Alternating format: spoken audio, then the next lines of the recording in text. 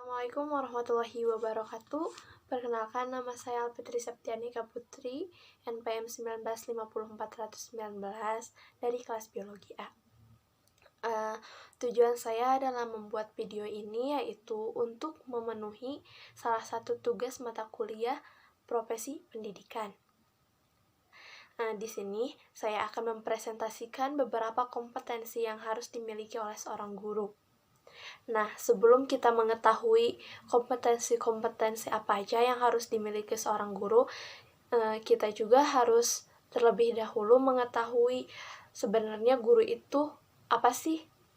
Nah, guru ini merupakan orang yang mendidik, mengadakan pengajaran, memberikan bimbingan, menambahkan pelatihan fisik maupun non-fisik, memberikan penilaian, dan melakukan evaluasi secara berkala berkaitan dengan satu ilmu atau lebih kepada seluruh peserta didiknya. Sedangkan menurut Undang-Undang Republik Indonesia nomor 14 tahun 2005 tentang guru dan dosen yang menyatakan bahwa kompetensi adalah seperangkat pengetahuan, keterampilan, dan perilaku yang harus dimiliki, dihayati, dan dikuasai oleh guru atau dosen dalam melaksanakan tugas keprofesionalannya. Nah, untuk kompetensi guru ini ada 4. Yang pertama ada kompetensi pedagogik, yang kedua ada kompetensi profesional, yang ketiga ada kompetensi sosial, yang keempat ada kompetensi kepribadian. Nah, mari kita bahas satu persatu kompetensi tersebut. Yang pertama, kompetensi pedagogik.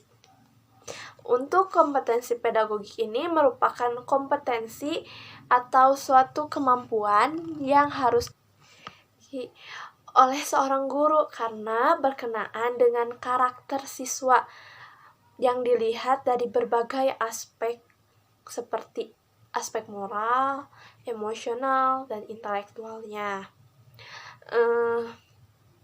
Pada kompetensi pedagogik ini mempunyai 7 aspek, yaitu yang pertama, harus mengenal karakteristik peserta didik.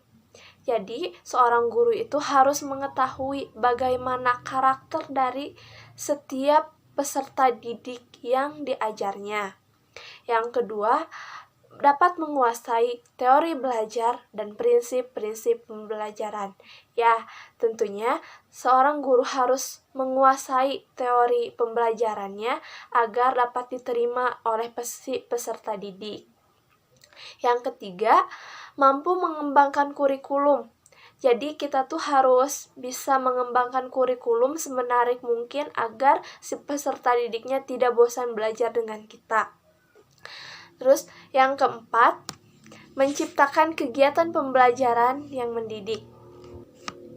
Jadi apapun yang kita kasihkan materinya ke peserta didik tersebut dapat menjadikan si peserta didik itu menambah wawasannya, pengetahuannya. Nah, selanjutnya yang kelima, mengembangkan potensi peserta didik. Yang keenam, melakukan komunikasi dengan peserta didik. Nah, kita tuh harus bisa berkomunikasi secara baik antara guru dan peserta didiknya, supaya si peserta didik tidak gampang bosan belajar dengan kita atau si peserta didiknya bisa nyaman belajar dengan kita. Yang ketujuh, dapat menilai dan mengevaluasi pembelajaran. Jadi, setiap pembelajaran selesai, entah itu akhir pekan atau sebulan sekali, jadi kita tuh harus melakukan mengevaluasi pembelajarannya. Apakah pembelajaran yang kita sampaikan ke peserta didik itu dapat diterima oleh peserta didik atau tidak.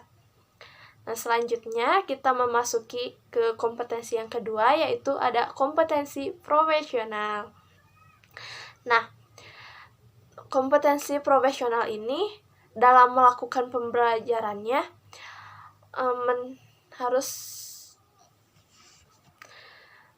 dilihat dari keaktifan siswa, yang harus selalu diciptakan dan berjalan terus dengan menggunakan metode dan strategi pembelajaran yang tepat. Nah, kemampuan yang harus dimiliki oleh guru dalam proses pembelajaran ini dapat diamati dari aspek-aspek profesional ini, yaitu yang pertama,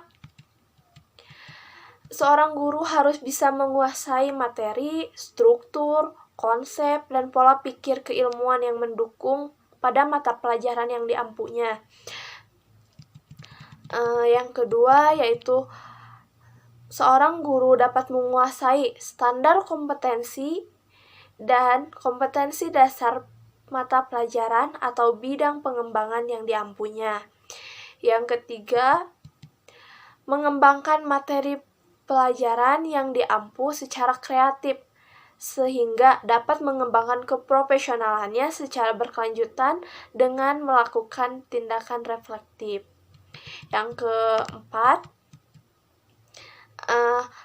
dapat memanfaatkan teknologi informasi dan komunikasi untuk berkomunikasi dan mengembangkan diri. Nah, kan sekarang tuh lagi marak-maraknya sosial media, internet, jadi kita tuh harus bisa memanfaatkan teknologi tersebut untuk menjadikan alat pembelajaran untuk si peserta didik agar tidak mudah bosan belajar. Nah, untuk kompetensi yang selanjutnya yaitu ada kompetensi sosial. Nah, kompetensi sosial ini Standar Nasional Pendidikan Pasal 28 ayat 3 butir D yang dikemukakan bahwa dengan kompetensi sosial adalah kemampuan guru sebagai bagian dari masyarakat untuk berkomunikasi dan bergaul secara efektif dengan peserta didiknya, sesama pendidik, tenaga pendidik, orang tua atau wali peserta didik, dan masyarakat sekitar. Untuk kompetensi yang keempat yaitu ada kompetensi kepribadian. Nah, kompetensi kepribadian ini merupakan kemampuan personal dari diri sendiri yang harus menciptakan atau mencerminkan kepribadian yang mantap, yang stabil, yang dewasa, yang arif, dan dan berwibawa, sehingga dapat menjadi teladan bagi si peserta didiknya dan dapat berakhlak mulia juga.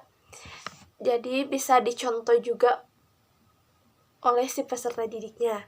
Hal ini juga sejalan dengan yang dikemukakan oleh Ki Hajar Dewantara dalam sistem Amongnya, yaitu guru harus ing ngarso sung tulodo, ing madya mangun karso, dan tutwuri handayani.